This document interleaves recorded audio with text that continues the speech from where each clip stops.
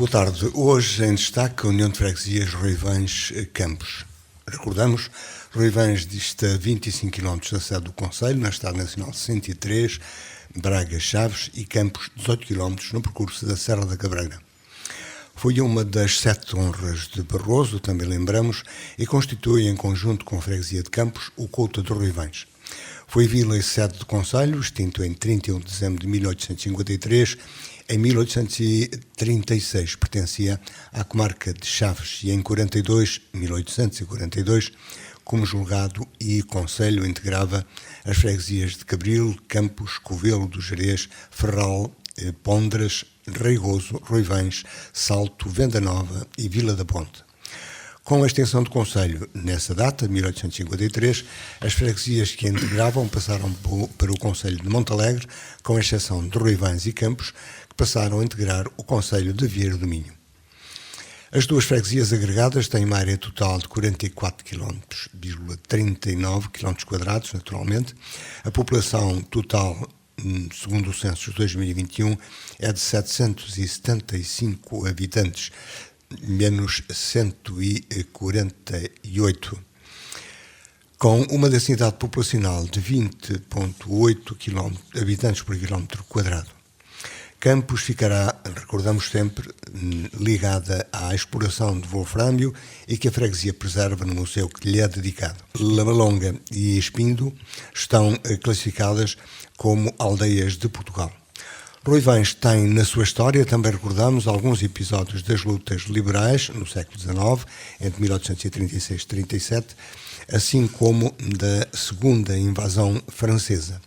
O seu património edificado inclui as Pontes de Miserela e a sua lenda, a Ponte do Saltadouro, ligada a um episódio das invasões francesas no início do século XIX, além de imóveis de interesse como o Pelourinho, a Casa de Dentro do Capitão Mor e a Casa do Corvo em Val, também os túmulos de São Cristóvão e a Via Romana. A União de Freguesias Ruivães Campos possui uma área de baldios do Conselho, com mais de 2.000 hectares, 3 geridos por conselhos diretivos e 1 pela Junta de Freguesia. Recordamos também, nas eleições de setembro de 2021, votaram 617 eleitores dos inscritos, 487 em Ruivães e 130 em Campos, dos 814 inscritos. A lista apresentada pelo PST obteve 403 votos, reelegendo Manuel Pereira como Presidente da Junta da União de Freguesias para um segundo mandato.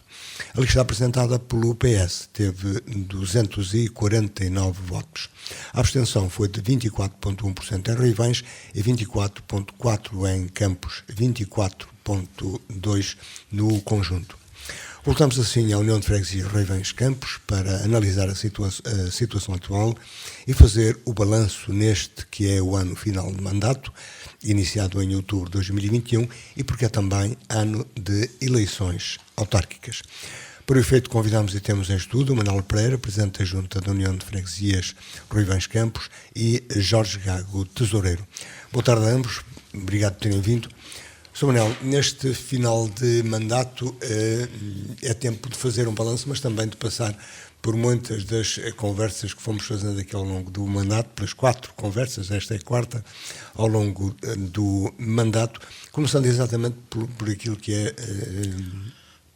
um lugar comum já, que é a perda de população dos nossos concelhos, também do país e da região. Boa tarde a todos os ouvintes da Rádio Alto Abe e obrigado pelo convite. E como estamos no final do mandato, isso é verdade, porque daqui a poucos meses vamos ter eleições, mas no ano que ainda falta terminar com alguns meses a este ponto, o nosso mandato é positivo. Tudo aquilo que nos tínhamos proposto em obras em termos de União de Freguesias, temos cumprido e vamos cumprir a 99,9%. Inclusive aqui algumas obras que não estavam no plano de atividades, que, por exemplo, temos a homenagem que vamos fazer aos antigos combatentes do ultramar, que não estavam no nosso plano de atividades, mas entendemos que era uma homenagem válida e vamos fazer isso. E como é sempre bom outras lembrar. É sempre bom lembrar. É sempre bom lembrar. E nós temos muitos ex-combatentes, uns mortos, outros vivos, mas nas duas freguesias temos 200 e tal. E, portanto, merecem uma homenagem que nós queremos mais que merecida. Mais que merecida como memória para todos. Exatamente. Sr. Manuel, este assunto recorrente que é freguesias e concelhos e região e país e Europa, que vai perdendo a população e vai envelhecendo. Sim, isso é uma verdade. Não podemos fugir aos factos. Mas não é só a nossa freguesia que está a perder população. Isto é, no interior, nos concelhos de Vieira do Minho, todas as freguesias estão a perder população. A não ser que aqui a vila, não sei mais ou menos, mas é um ponto de referência diferente. Sabe que a juventude, nas nossas freguesias, a não ser a agricultura, não tem outros meios de trabalhos que possa aguentar para estarem a manter a sua residência na freguesia. Como sempre lembra, falta indústria. Falta indústria. Isto, não sei se posso lançar aqui o repto, mas se calhar vamos ter uma indústria de biomassa lá na nossa zona. E estaremos a lutar para que realmente isto se concretize, porque seria uma mais-valia para as populações, não só para o Conselho de Vieira. É um projeto que já vem com ideias de anos. É uma ideia de alguns anos. Já vem com ideias, mas está bem encaminhado. E vai ser localizado na freguesia de Campos. Ao menos está tudo previsto para isso. E, portanto, eu acho que é uma indústria valiosa na medida em que temos matéria-prima suficiente para alimentar a indústria. Porque é uma forma de os agricultores limparem os seus terrenos, ter quem lhe tire essa matéria-prima, quem lhe pague, ainda por cima, e acho que é uma mais-valia para a população, não só para as freguesias, como para o Conselho. Mas, quer dizer, na agricultura poucos jovens conseguem fixar. Na agricultura ainda temos lá uns jovens, por exemplo, em Campos ainda há bastante... Mas sobretudo na criação animal. Na criação de animal. Portanto, também tanto em Espindo como em Campos são os únicos dois lugares que têm mais animais em termos... Zebral também. Zebral tem, mas tem menos. O Zebral só tem 2. Os parelheiros têm bastante, para aí 20 vacas. Mas em termos de número de agricultores, em Espindo e Campos e Lamalonga são os que têm mais alguns agricultores. E o que salva a eles, para assim digamos, é os subsídios dos baldios e outros subsídios. O apoio dos baldios. E o apoio dos baldios. Porque eu julgo que se não fosse o apoio dos baldios, muitos agricultores deixavam de ser agricultores e de ter animais. O tesoureiro da Junta é mais jovem e em Campos, a sua residência. Exatamente. Campos já teve o seu momento alto, a sua época alta, sobretudo no período do Wolframio. E quanto à agricultura, também tem vindo a acontecer o que acontece em todo o Concelho. Os mais velhos vão deixando e os mais novos não veem naquilo futuro. Exatamente, sim. Campos é uma aldeia tradicionalmente conhecida pela agricultura e outra hora também pela exploração de wolframio, das minas de wolframio. Os tempos mudam e cada vez é mais difícil conter os nossos jovens, embora ainda existem alguns jovens em Campos que se dedicam à agricultura, mas também acho que a nível do governo, estruturalmente, deveriam fazer mais pelos jovens, para os fixar. Nomeadamente, como o Sr. Manel aqui falou, a cada ano que passa, mais área de baldio cortam, que não é elegível para dar apoio a esses jovens, a esses projetos. E acho que estamos a andar aqui um bocadinho para trás. Mas está-se a acontecer o que acontece em algumas freguesias do Concelho, isto é, os jovens já não vão propriamente para o milho, para o centeio, vão para outros... Não, é mais para a criação de gado, claro. Neste caso a criação de gado, mas não há os mirtilos, não há as ervas aromáticas. Em Campos, Lamalonga, aliás, até acho que na União de Freguesias não há essas explorações, já mais praticamente na criação de gado. Mas é em Campos que se situa uma das maiores explorações animais do Concelho. Campos e Lamalonga, sim. O wolframio permitiu também a muita gente de Campos melhorar as habilitações, porque na altura a escolaridade em Portugal, quando ia e até aos nos primeiros 4 anos do ensino, o ensino primário ou básico, como hoje se diz, e houve alguns, como a Escola da Borralha, que conseguiram ir mais longe. Exatamente. Foi com a exploração do wolframio que conseguiu que aquela região desenvolvesse, inclusive tivesse constituído uma escola profissional e semipública, não é? Que permitia fazer até o 12º ano. Eu falo para mim, andei na Escola das Minas da Borralha até o 12º ano. E entretanto havia outra nas proximidades, que é do Baixo Barroso. Ou seja, havia 2 escolas até o secundário ali naquela região, para ver o que é que a exploração mineira trouxe à região. Mas de um momento para o outro, a firma francesa fechou e tudo vento levou, como diz o ditado. Mas, Manuel, de qualquer maneira, com impactos, se nós vemos hoje, a propósito do lítio, lá mais acima, em Montalegre, a resistência que as pessoas estão a fazer ao projeto de exploração de lítio. Ora bem, a exploração de wolframio também trouxe alguns problemas para o ambiente local. Sim, trouxe alguns problemas. Mas para mim a questão que se coloca neste ponto de vista, na exploração do wolframio ou do lítio, é depois o tratamento que se vai dar ao produto e cumprir as leis que estão de regra geral. Porque se as leis forem cumpridas da poluição e do tratamento das águas, não há grande problema. Agora, se os empresários não cumprem, eu estou um bocadinho à vontade de falar nisso, porque eu trabalhei nisso, nas indústrias, e sei como são os tratamentos e os não tratamentos. Enquanto há industriais que têm a consciência de eles próprios querem fazer um tratamento rigoroso, há outros que não, há outros que abandonam e querem... Hoje fala-se em produzir verde, não é? Exatamente. Mas repare, se todas as regras ambientais forem cumpridas, eu não vejo nenhum problema na exploração, porque faz parte da economia do país e local. Mas diferente era a exploração do wolframio na década de 40. Era diferente, na altura não havia controle e ambientais, não havia apenas decantação. Aquilo era uma decantação, mas ligeira. Isto havia, para ser uma decantação em lagoas, era preciso para aí duas dúzias de lagoas e com certa dimensão. E depois serem desaterradas, despejadas, porque das lagoas criam a lama. E depois essa lama é retirada e é... Ou desidratada. E nessa altura pensava-se que a Terra resistia a tudo. Exatamente. O planeta iria resistir a tudo. Não havia nada disso. Hoje, felizmente, as leis são rigorosas em termos ambientais e se forem cumpridas rigorosamente, não vejo nenhum problema em fazer a exploração, porque cria emprego local, cria economia local e no país. Mas hoje já não é expectável que as minas da Borralha voltem a ser ativadas? É assim, há quem diga que sim, mas eu não acredito muito, porque as minas da Borralha estão muito obsoletas, aquilo já era preciso investimentos que talvez não justifique. Mas agora, no caso do lítio de Boticas e Montalegre, se as leis forem cumpridas, os ouvintes que me estão a ouvir até me podem estar a penalizar, mas temos de falar com justeza na causa. Aliás, é bom lembrar que estes licenciamentos têm um parecer da Agência Portuguesa do Ambiente. Exatamente. Depois é que é preciso cumprir. Ora, se não cumprir, elas estão autoridades para fazer o serviço delas. E só falar um bocadinho em relação às minas. As pessoas também estão um bocado com receio, e principalmente ali em relação às minas da Borralha, por causa do abandono total que foram as minas. Ou seja, as minas fecharam e deixaram completamente aquela zona abandonada.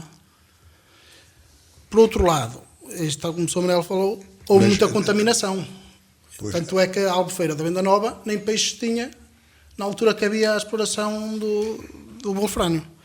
Neste momento estão a haver prospeções e fala-se no eventual abertura de mina a céu aberto lá na Borralha. Não a utilização das existentes, mas uma a céu aberto.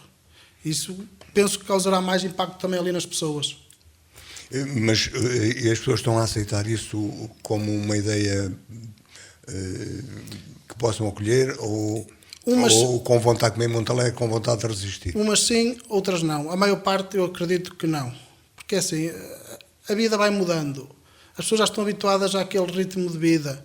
Agora, se me dissesse assim, exploravam as minas, mas a indústria ficava cá, eu só venho cá buscar matéria-prima. Não ficam cá fábricas, não ficam cá nada.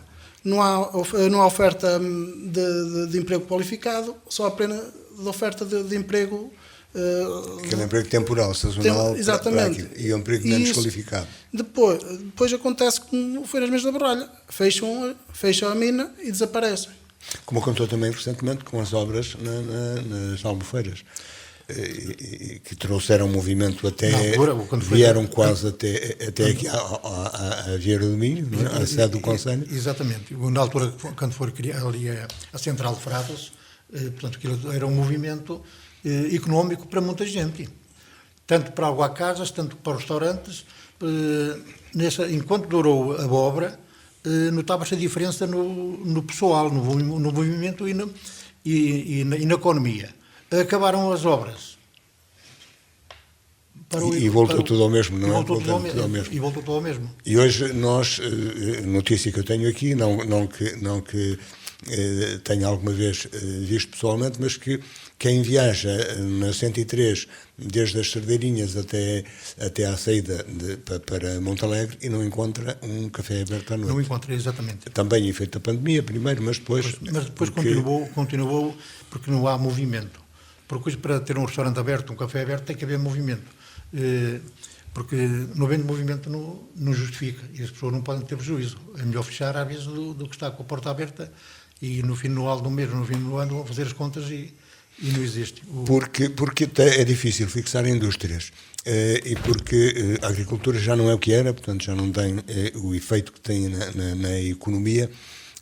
O turismo tem sido um escape ou uma oportunidade. É um facto, a nossa região, em termos turísticos, tem crescido e vai crescer mais. Tem que haver condições também para que realmente eles venham, gostem e permaneçam. Mas eu estou convencido que na parte do turismo não nos podemos queixar muito, porque a nossa zona é frequentada por pessoas, tanto para compra de casas, como para turismo de habitação, portanto, aquelas casas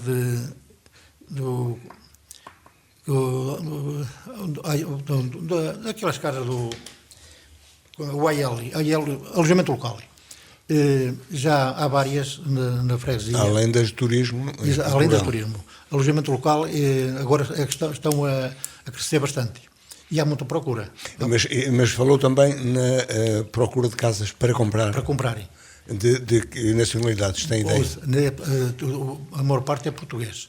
Mas vem de Porto, vem de Vila do Conde, vem de Pau de Brasil, comprar as Pindas, Ruibães e... Para fazer a habitação de fim de semana. Para renovar aquelas casas velhas que compram, estava num preço mais acessível, e depois renovam e por exemplo, em Ruibães já foram medidas para meia dúzia de casas agora, recentemente. E em Espinho também tem, inclusivamente, eu tenho duas que já estão vendidas, duas antigas, mas também comprei outra para pôr o património. Para pôr o património. De qualquer modo, essas pessoas utilizam-nas como casas de fim de semana. Exatamente. Ou de férias, em qualquer circunstância. Não há, como já tive aqui de uma outra freguesia, de alguns que manifestam vontade de, na reforma, passarem ali. Eu acredito nisso. Acredito porque as pessoas, quando vêm para as aldeias e compram a casa, é porque gostam. E depois sentem-se bem para passar os fins de semana e as férias, muito mais quando estiverem na reforma, que o que eles querem é que aí os não chateiem. E as nossas aldeias são propícias para isso. Mas normalmente pessoas que vêm da cidade, onde em princípio haverá melhores serviços públicos, nomeadamente de saúde. Nós aqui no Conselho de Vieira do Minho temos alguma dificuldade em garantir Sim, não é 100%, essas condições. Por exemplo, Ruivães tem, hoje teve um médico, já teve uma extensão com um médico permanente, diário, e hoje, ou com 2 médicos permanentes, melhor, e hoje tem um médico que não vai lá diariamente. Vai lá 3 dias por semana. Mas eu queria falar nisso. É assim, não é bom, mas não é mau. A nossa freguesia tem um médico 3 dias por semana, tem uma farmácia, tem um posto de combustível, tem o essencial para se viverem. E hoje em dia há coisas que na cidade é que já, mas eu estou sem uma viatura para se deslocarem, mas o básico nós na nossa freguesia ainda não podemos queixar muito disso. E as próprias pessoas o dizem, não é? Mas, de qualquer modo, nós íamos lá aqui há 20, 25 anos atrás e nós vemos sempre o comércio melhor, sobretudo o comércio alimentar. Sim, não tem... As chamadas mercearias. Não tem comparação. E então mini-mercados existiam. Há 20 anos atrás era diferente. Mas ainda hoje temos lá em Rebens um mini-mercado que muito se mantém. Ouça, o pessoal de Cabril, daquela zona, vem-se abastecer aos Rebens. Que isso é bom. É bom para todos, faz movimento, se vêm ao mercado tomar um café, ou metem combustível no automóvel. Portanto, tudo isto é um princípio de engrandecer a localidade. E temos bombeiros também. Sim. Normalmente uma secção de bombeiros que está hoje, o ano passado parece que havia menos por falta de pessoal, já tem esse problema resolvido. O problema ainda se mantém. Não sei de quem é a má vontade ou a boa vontade. Mas isto resulta de quê? Ora bem, isto resulta... Não há gente, não há voluntários? Ouça, se me dizem que aqui há 150 voluntários, já há 150 aqui na sede do Conselho, também podem se deslocar para o Rebeiros, mas tem sido pelo contrário, os do Rebeiros é que vêm fazer aqui serviço. E isso, da parte que me toca, não gosto, não estou satisfeito, porque nós merecíamos um melhor serviço em termos de bombeiros. E isso já foi discutido com a direção dos bombeiros? As promessas, não há problema nenhum. Em promessas estamos todos garantidos. Mas depois, passada a promessa aos factos, vai a diferença toda. De qualquer maneira, estamos a caminhar para lá, para a chamada época de incêndios, embora haja incêndios todo o ano. Exatamente. E isso está garantido. Há pelo menos uma equipa de sapadores. Mas há o piquete dos bombeiros, não é habitual. Mas há também uma equipa de sapadores, ou já não? Não, nós temos agora, assim, os sapadores que pertencem à POSC. Exatamente, pertencem à POSC. Pertencem à POSC. É uma chamada.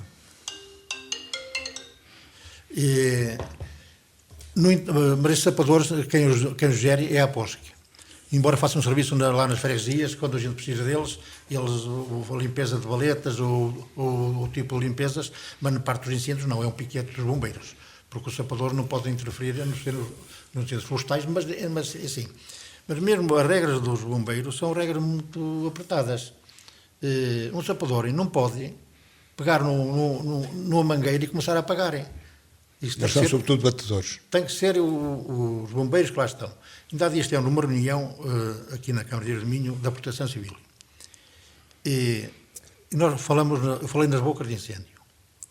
As bocas de incêndio não vale a pena existirem. Eu explico porquê. Por exemplo, nós em Espinho temos lá bocas de incêndio. E até estávamos, nós, Conselho Diretivo, estávamos na iminência de comprar as mangueiras que desce de boca a boca e quando houvesse um problema ligava-se, não podemos fazer isso. Segundo me diz o comandante dos bombeiros, disse-me ali há dias numa reunião, que a água das bocas de incêndio tem que ser para um carro autotanque e depois o autotanque é que vai distribuí-la. Sendo assim, não vale a pena as bocas de incêndio, porque o autotanque não passa pelo lugar acima. São apoio. Pois. Não passa. E nós, que se fez as mangueiras de boca a boca, houvesse um problema do incêndio, ligava-se uma numa boca e outra na outra e tentámos... E pelo menos antes de chegar aos bombeiros podíamos fazer muita coisa e defender muitas casas, no caso uma casa que tivesse um incêndio, como não se pode fazer, também não vale a pena existir as bocas de incêndio. Se não é para ser utilizadas, tem que ser. Essa água passa para o carro dos bombeiros e depois o carro dos bombeiros é distribuída. E o carro dos bombeiros, o acesso que tem é à entrada do lugar, antes de chegar à antiga escola, em Santa Isabel, ali na zona. E outro por cima. E outro em cima, que vem da serra. E o centro do lugar fica ali, neste caso às escuras não, mas fica no lume. E isso também discutido com os bombeiros. Sim, exatamente, foi o próprio comandante dos bombeiros que me disse que as bocas de incêndio não podiam ser utilizadas para apagar um incêndio. E consegue argumentos para alterar a situação? Ora bem, alterar a situação é assim, eu fui sempre um indivíduo defensor da lei e do rigor. Mas neste caso, eu se tivesse uma mangueira que desse, eu ligava e tentava apagar. E depois, se me levassem preso, levavam. Isso é o primeiro instinto das pessoas, não é? Tentar ajudar. Neste caso, se todos assim fizemos, alguma coisa se faria. Se estamos à espera que os bombeiros venham, os bombeiros não podem chegar logo quando aparece o incêndio, não estão ali logo à bica. Ainda estão não sei onde, no quartel, e depois, primeiro que cheguem. Campos neste aspecto, está melhor servido, isto é, um autotanque, um carro de emergência chega a qualquer lugar. Sim, o acesso por lado de cima de Lama Longa ou por lado de baixo, sim, consegue. Né? Em relação a esse caso, também fizemos o ano passado a verificação das bocas de incêndio, dos dois lugares. Íamos partir para outros lugares da União de Freguesias e iremos continuar esse trabalho. Contudo, ainda há reparações a fazer de algumas bocas que não estavam em funcionamento e primeiro queremos resolver esse problema para depois avançarmos para outras. Sr. Manuel, os baldios são fatores importantes são nas freguesias, muito importantes. Mesmo com esta nova legislação, e pergunto-lhe assim em particular que tem alguma especialização, digamos, nesse aspecto. Conhece bem, não só pela experiência e pelos anos que passou em baldios, mas também pelas funções que desempenhou. Os baldios é uma fonte de receita, por exemplo, para o meu lugar de Espinhos e Zebrale, que tem uma receita anualmente das torres eólicas. Portanto, que já disse aqui, ultrapassa os 50 mil euros. O Zebrale ultrapassa. E o Espinhos anda na ordem dos 38, 39 mil euros por ano. Mas é uma fonte de receita porque nós podemos fazer obra, e nós em Espinho temos feito muita obra. A obra que está feita na aldeia é tudo Conselho Diretivo. Tanto o forno comunitário, as calçadas, a Junta da Freguesia investiu este ano, lá na calçada que vai para o cemitério, investimos lá 18 mil euros, certo? Certo. Do resto, a Junta da Freguesia não tem, aos anos todos, para trás, e a não ser esta obra que agora fizemos, nunca lá investiu praticamente grande dinheiro. Porque há condições do Conselho Diretivo fazer as coisas, e quando os Conselhos Diretivos têm dinheiro para fazer as obras, não podemos estar a castigar uma Junta de Freguesia porque as receitas são sempre poucas. E a Junta de Freguesia depende muito do orçamento municipal. Exatamente. Também, porque o orçamento do Fundo de Equilíbrio Financeiro dá 60 mil euros. Não dá mais. Dá o dobro, mas temos 3 funcionários. Dá o dobro, isto é, 120 mil euros. Dá quase 130 mil só euros. do Fundo de Equilíbrio Financeiro. Financeiro. O ano passado, 2025 tivemos um aumento na receita por parte do Fundo de Financiamento de Freguesias. Mas a questão é que nós temos 3 funcionários e despesas fixas. A União de Freguesias tem uma área muito grande e muito dispersa a nível de lugares. E isso está tudo muito a despesa. 3 funcionários para serviço administrativo e serviço de temos uma apoio. funcionária para serviço administrativo e temos 2 operadores para limpezas. E o respectivo equipamento. Sim, exatamente. O respectivo equipamento. Comprado pela Junta de Freguesia ou com o apoio do município? Não, pela Junta de Freguesia. O trator foi a Junta de Freguesia. E a carrinha também já era da Junta de Freguesia. Sim, e a carrinha também. A 4x4 já existia na Junta. E relativamente ao processo de funcionamento, isto é, a Junta de Freguesia funciona com um horário diário?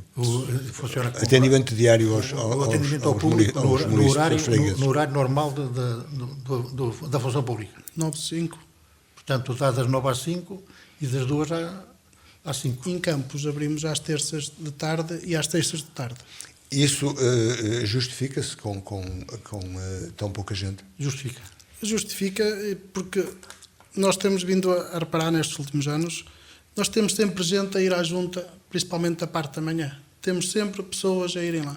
Ou seja, aquilo já é uma casa que as pessoas sabem que está sempre aberta, que podem ir lá resolver os seus problemas. Para assuntos diversos. Diversos. Às vezes até uma simples companhia. Agora, de uma pessoa idosa que vai lá. Mas isso também existe, pelo menos uma vez por semana, os centros de convívio locais. Os CCLs temos em vários lugares da União de Freguesias. Isso também é muito importante para que essas pessoas também possam ocupar o seu tempo e transmitir o conhecimento que adquiriram ao longo da sua vida. Isto também é muito importante. E conviver entre gerações. E agora também aproveito para dizer que também no dia 22 de junho vamos fazer, já fizemos o ano passado, e vamos continuar a fazer, que é juntar os idosos com as crianças. Vamos celebrar um bocado o Dia da Criança com o idoso no dia 22 de junho. Já o ano passado fizemos no Parque do Esperão. no Poço das Traves, e foi um sucesso. Tivemos muita adesão mesmo por parte dos idosos, das crianças, e gostaríamos muito e vamos repetir este ano, e a participação deve ser elevada. Mas pergunto, o orçamento este ano da Junta de Freguesia, da União de Freguesias, é de quanto? Para este ano foi um orçamento excepcional, rondará os 600 mil euros. E eu vou dizer porque é que é excepcional, porque nós temos aí umas obras financiadas pela REN, fruto da passagem da linha de alta tensão no espaço de Ribeira de Pena ao posto de corte. Que aqui a Junta de Freguesia, enfim, procurou atenuar os efeitos negativos. Foram os baldios de Campos. E a Junta decidiu apoiar e ser mais fácil gerir a obra para que andasse... De maneira a que o impacto fosse menor. Exatamente. E então o resultado dessa compensação foi um passadiço que está agora a fase de avanço para a APA e para a REN, um passadiço na zona do Rio Laje, entre a Ponte da Quebrada e a Praia Fluvial. Também já está requalificada a Ponte da Laje, que era uma ponte onde os agricultores serviam para a serra e estava em mau estado e está em vias de ruir. Vamos também requalificar a Ponte Romana ora bem, já falei das pontes. Isso tudo com parceiros respectivos e com participação. Tudo isso é incluído nas compensações, sim. Digamos, da EDP. E a Praia Fluvial também vai levar uma remodelação, assim como o trilho. Ou seja, foi uma vertente de aposta, sobretudo, no turismo, que é esse o próximo passo que nós queremos dar, que é fortemente... E o turismo facilita, isto é, justifica a existência de estabelecimentos próprios, nomeadamente um cafezinho, uma pastelaria que existe em Campos, por isso é muito procurada. Exatamente. É o que nós pretendemos, tanto em Campos, quem diz em Campos diz também nos outros lugares. Havendo ali uma concentração de oportunidades dos turistas visitarem, acho que é bom para todos. Vão a Espinto, podem ir a Zebral, vão a Campos, vão a Reibens, vão a Val, vão a Frades, agora tem um alojamento em Soutelos. É sempre bom, e nós temos que agora mudar um bocadinho a vertente e apostar mais no turismo. Até que apostamos um bocadinho nas pessoas que vivem. Criamos algumas condições para as pessoas que moram lá, que é essas que temos que primeiro cuidar, as que moram lá, e a seguir, então, tentar fixar outras e apostar, sobretudo, no turismo para que outras nos venham visitar para desenvolver o comércio local. Mas o turismo não gera empregos, ou gera? Vai gerando. Apenas ocupação? Sim. E limpeza das habitações, do turismo, alguém tem que fazer. Gera algum serviço nesse aspecto. O pessoal lá que faz este tipo de trabalho. Mas não é gente nova, não ajuda a fixar. É gente nova, Também. É gente nova. Mas agora, no CCL, eu queria deixar aqui uma referência. Nós temos 5 CCLs, que é Lamalonga, Zebral, Botica, Roibães e Frades. E a Junta de Freguesia que paga os lanches para eles todos. Portanto, no final do ano, temos uma despesa considerável, mas fico satisfeito por isso, porque é para cuidar dos nossos idosos. Mas também tem algum com os bombeiros, também algum tem com as festividades, e são várias lá na União. Por isso mesmo, na parte dos agricultores e dos baldios, o ICNF ou o IFAP estão a cortar muito a área de pastoreio.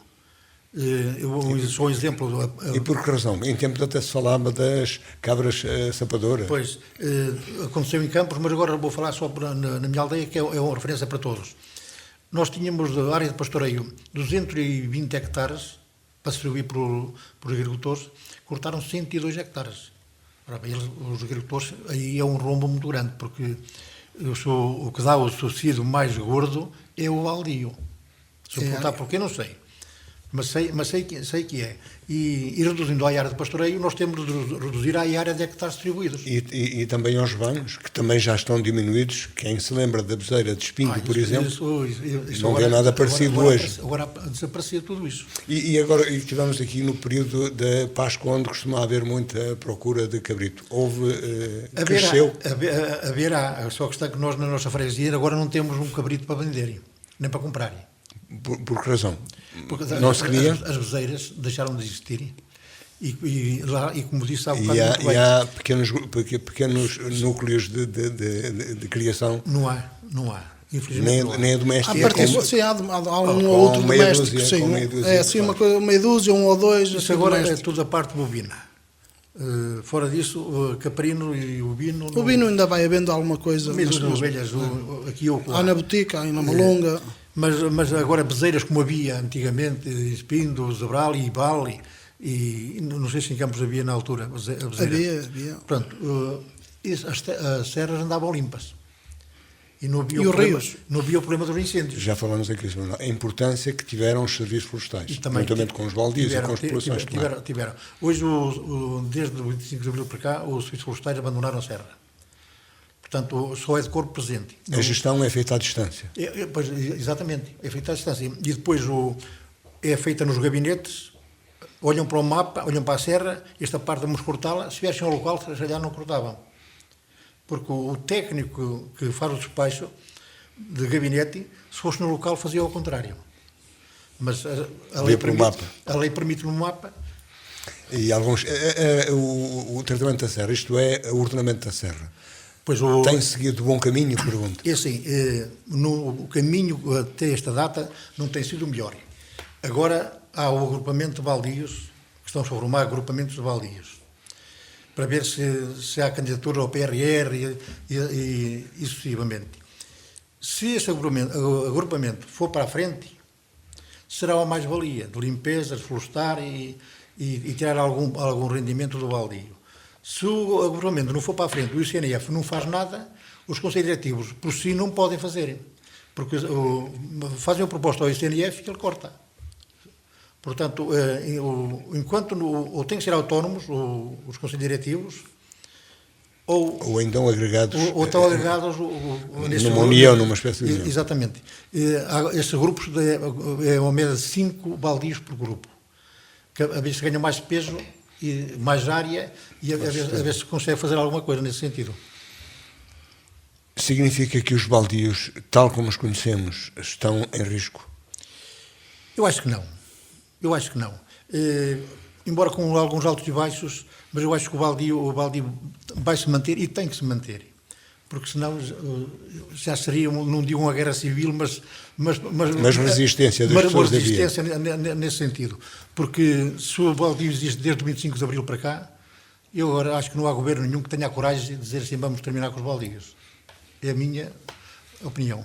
Até porque tem uma história muito longa e positiva para as populações. Exatamente. Em geral. Mesmo com alguns exemplos menos bons.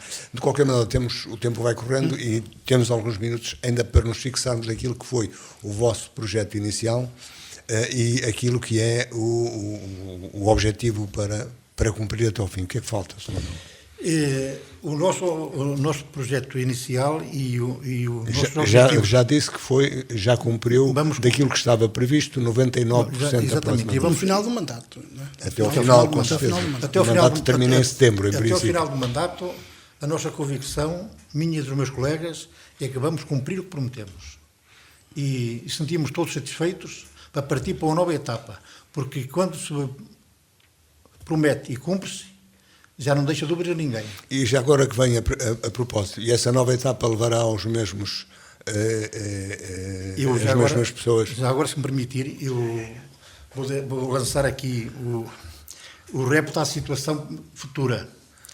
Eu não vou ser mais candidato. Quem vai ser candidato é aqui o meu amigo e colega Jorge Gago.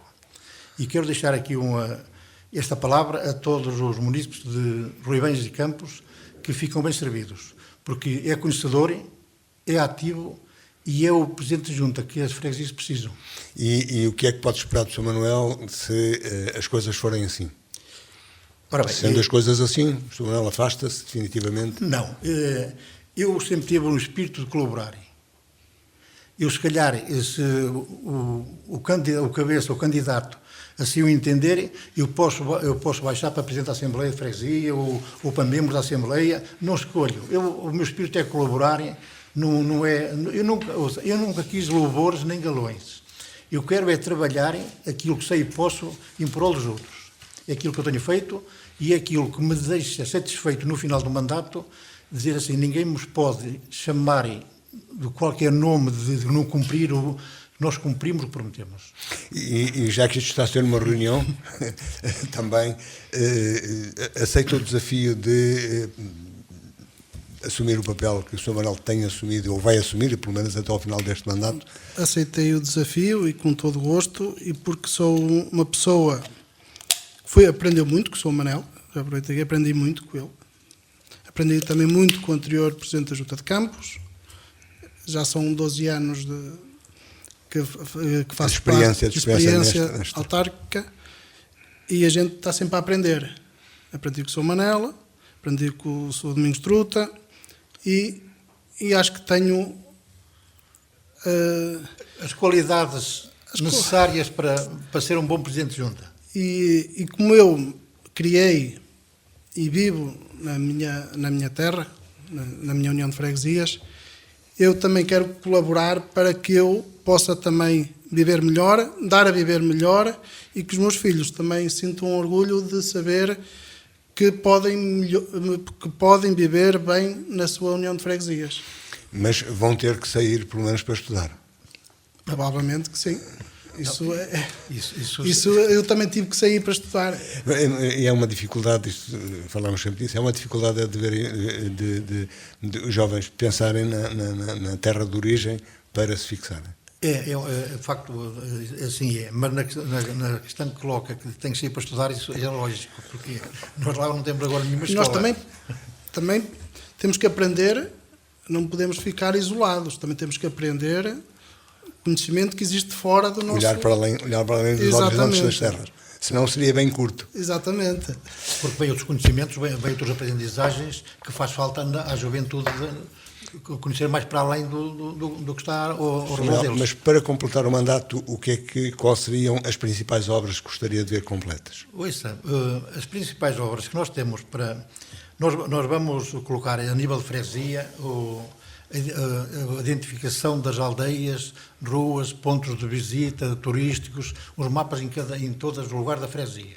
Já temos uma empresa a tratar disso, e a homenagem aos antigos combatentes não estavam no programa. Mas aquilo que são as infraestruturas, água já há. Água já há. Portanto, a recolha de resíduos há de maneira que satisfaça. Em alguns lugares ainda precisamos de melhorar outros lugares, obviamente, não é? Mas em todos os lugares da freguesia existe um acesso para uma emergência ou para um morador? Não, sim. Nós até lhe digo, nossa União de Freguesias, eu conheço as freguesias do Concelho todas. E passo ainda em lugarzinhos que, em relação à nossa freguesia, ficam a desejarem. Não temos tudo, nem podemos ter tudo. Porque se agora dizemos que está tudo, mas ainda falta mais alguma coisa. Mas temos o essencial em termos de vias, caminhos para a agricultura, estão todos encalcetados, tudo o que nós já fizemos, muita obra, e deixamos satisfeito a mim e aos meus colegas, terminaram o mandato e cumprimos tudo o que prometemos. É isso que está previsto e vai acontecer. E, no seu caso, a expectativa para o papel que supostamente não, realmente se propõe? Neste momento estou muito empenhado em acabar as obras e o mandato que temos. A seguir, em outro tempo oportuno, apresentarei o nosso programa para o próximo mandato. Muito obrigado. Concluímos esta conversa à volta da União de Freguesias Ruivães Campos. Tivemos a presença do Presidente da Junta, Manuel Pereira, e também do Tesoureiro e, podemos dizer agora, também candidato, Jorge Gago. Exatamente. A quem agradeço mais uma vez a presença neste espaço da Rádio Alto Ave. Assim, onde quer que nos tenha escutado, continuo com um bom fim de semana. 2 a 8 dias vamos continuar a falar daqui. Boa tarde.